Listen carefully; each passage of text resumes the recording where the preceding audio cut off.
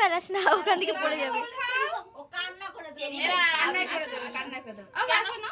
যাও। কেন?